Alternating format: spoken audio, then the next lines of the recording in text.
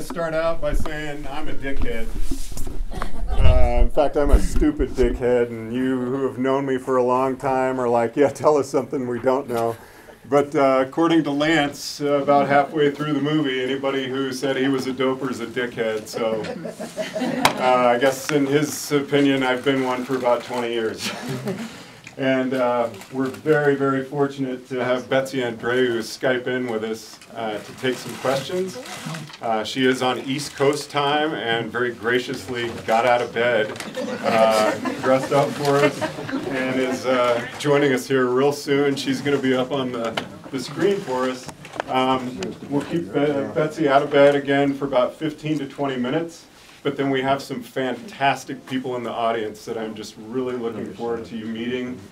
We have a cancer survivor, testicular cancer, who had a great interaction with the Lance Armstrong Foundation that I just can't wait for him to share with you. We also have Brian Patrick, who some of his footage showed up on the movie, and he's going to share some of his experience there with the whole interchange with Paul Kimmage. Brian actually shot that. And we also have a fantastic sports psychologist in the audience as well, who's really done a great number on my brain, who I think can give us some pretty good insight on a number of things that took place in the movie. What was it like for you to hear Barbara Walters, of all people, say, "Aren't you sick of it?" That was a low point. All along, it's a basic tenet of journalism, and you go to the other side, and very few people came to my side, and so that was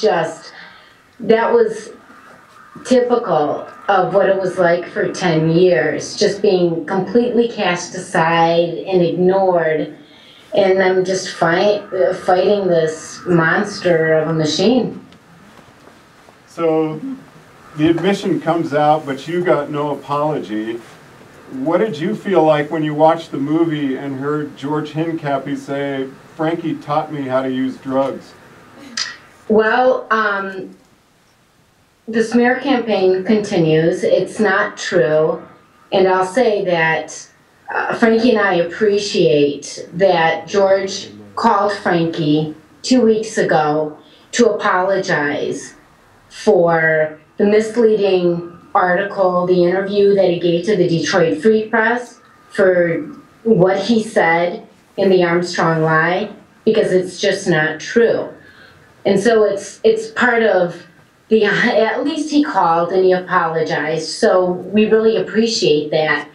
But it shows that it's still in motion. Lance is still scrambling, and he is still doing whatever he can to, I guess, maybe deflect some of the damage he's done to himself. And before I turn it over to the members of the audience, there was another quote in the movie that I found kind of surprising when Lance is making his comeback, and he says the only person he can turn to is Michaela Ferrari. What about his coach, Chris Carmichael? Yeah, what about Chris? And this is another thing, is why don't journalists call Chris Carmichael and say, okay, you were in that hospital room, you've denied it, you didn't write an affidavit, you didn't partake in the testimony.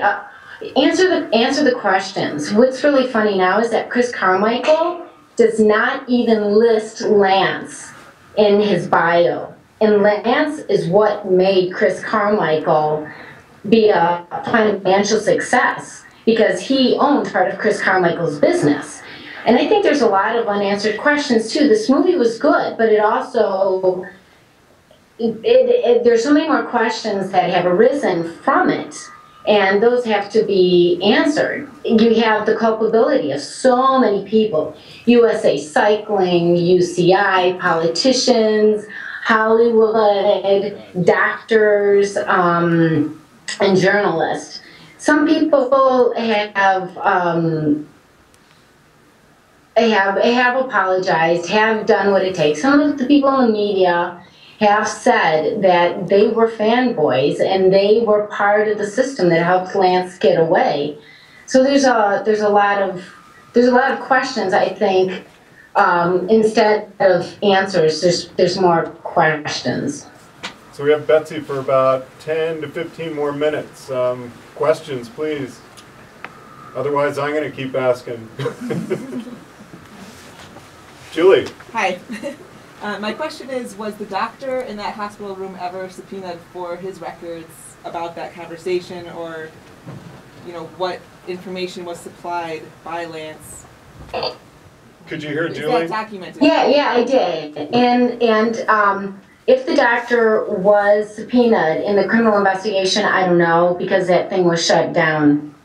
So I don't know. But what's funny is that during the SEA case, which the judge ruled today, it can go forward. Tim Herman, who was Lance's attorney, opened up records to the people at SEA, and Michael Ashenden, who was an expert witness for SEA, looked at the records, and there were pages missing where it pertained to that hospital incident. And so I've learned it's a felony if papers are missing from medical records. It's not a felony if they're missing, but it's a felony if they're tampered with. So they just weren't there. But of course, Lance's camp will say she's nuts. Thanks. You're welcome. How did that voicemail from Stephanie from Oakley make you feel? I was scared. I thought it was, I don't like listening to it.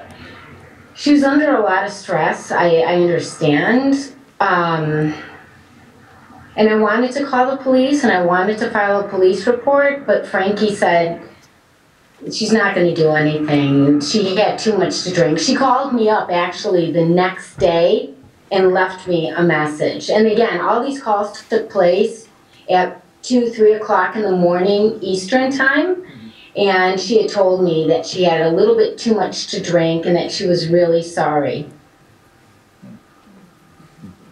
And she was Lance's personal rep for Oakley, and her husband is vice president of global marketing for Oakley. How does it make you feel with the culture of how it's still living on today? Well, that's what, like Chris Carmichael, he's gotten off scot-free, basically. Look at George Hincapie. The guy took part.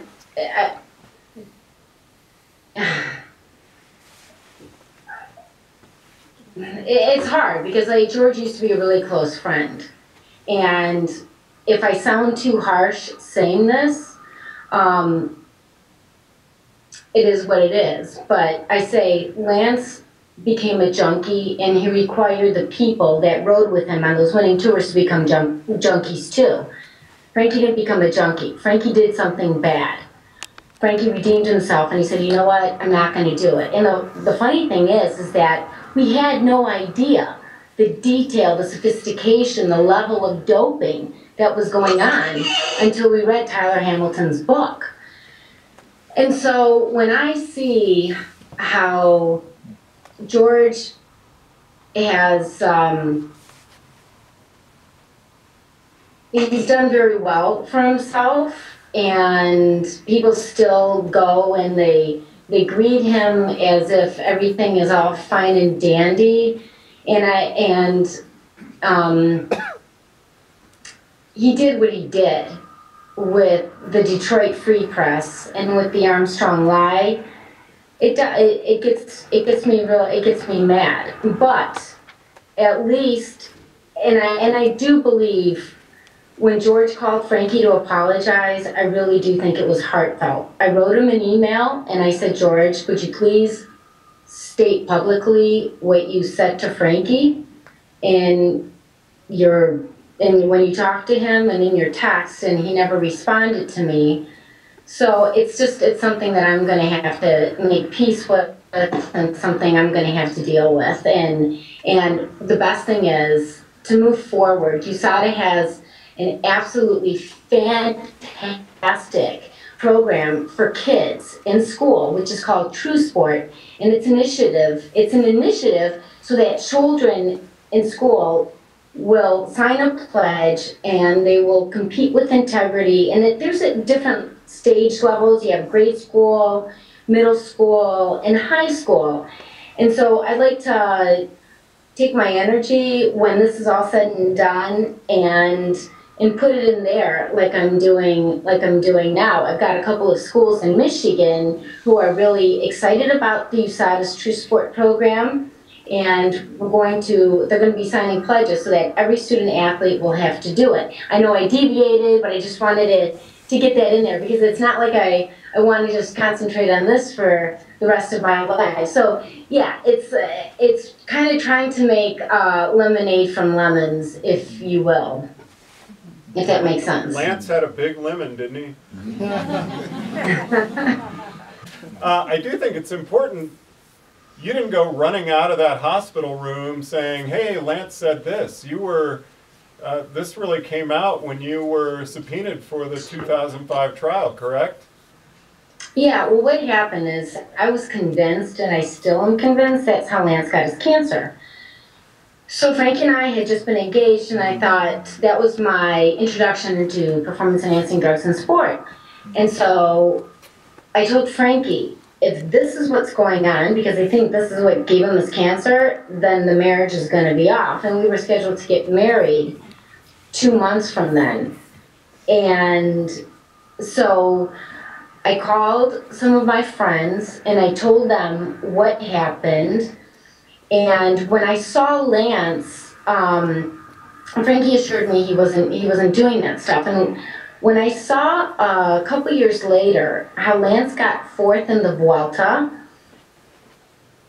at the 99 Tour, I thought, okay, something is wrong here. And so then when I had saw Frankie climb Sestriere, it was a joke, and that just really got me mad. And so I knew something was amiss. At that point, I didn't have, the hospital incident is my only first-hand knowledge, but in 1999, I knew one journalist, but he was more a friend. There was nobody I could go to.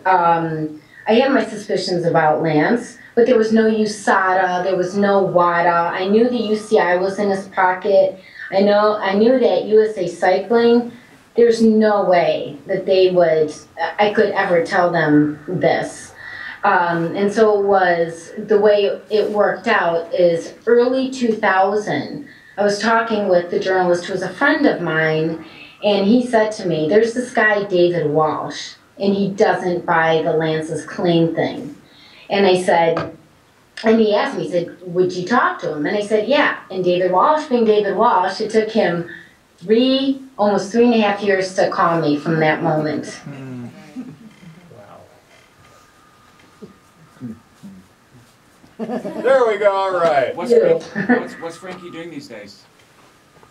What's Frankie doing these days? Frankie, well, what's he doing? Oh, Frankie is, he's at training camp right now. He's managing a small, an American team. Forgive me, I don't know what the difference is between, he's an American team that does races in America, and they'll do some races outside of America. And it's Kenda, 5-Hour Energy, powered by Kenda. 5-Hour Energy, oops. And he does stuff for Bicycling Magazine as well. So he does what's called race radio and tour talk for some of the races. And he does video commentary, and he does some writing for them as well. He's my fourth child. He was my teammate on 7-Eleven back in the 80s. Wait, I can't see your face. So, well, I'm a little older now. But I can't see, I mean, it's not clear. So what's your name? Kit Kyle. Kit Kyle. We were at the Olympic Training Center together, and he was just the nicest guy. I couldn't believe how calm he was before races. It's just amazing. So back then, he wasn't crabby? he was the best roommate I ever had. Well, I'll tell him. I'll tell him. You had a question? It really wasn't a question, it was just a comment on, I just want to applaud your integrity and your perseverance, and I would say that you had lemons much larger than Lance to do what he did over the last decade, so. Well, thanks. It's been a journey. It continues to be a journey. Every time I think, okay, it's done, it's not done, there's another. Juliet McCur's book is coming out. There's David Walsh has his movie coming out.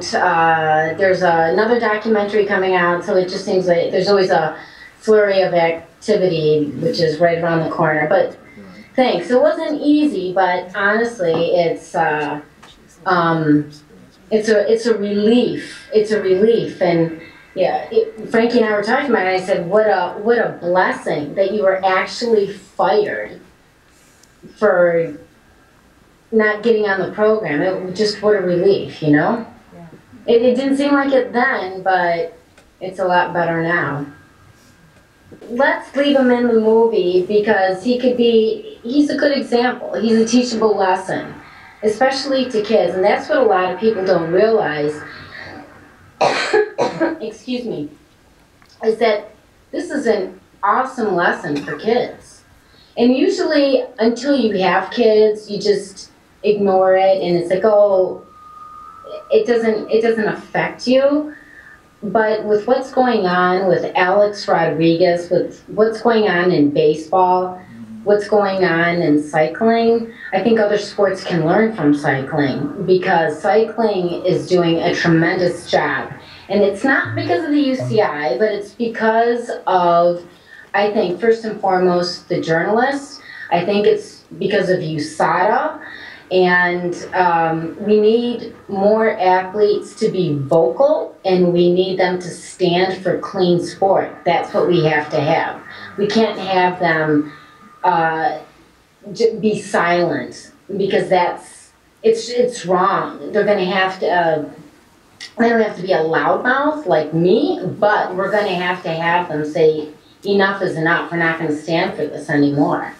I believe. Well, it's 11:30 your time. We can't thank you enough for taking the time to join us this evening. Really appreciate it. Oh, you're welcome. Thanks for having me. I was just in Boulder last month. I went to a Q&A with JV and Frank Marshall, and Colorado is such a beautiful, beautiful state. I was expecting it to be cold because I came from 10 degrees, and it was about 30, and I didn't even wear my jacket once. It was so warm. Well, have a good night. Thank you. Thank you. Bye.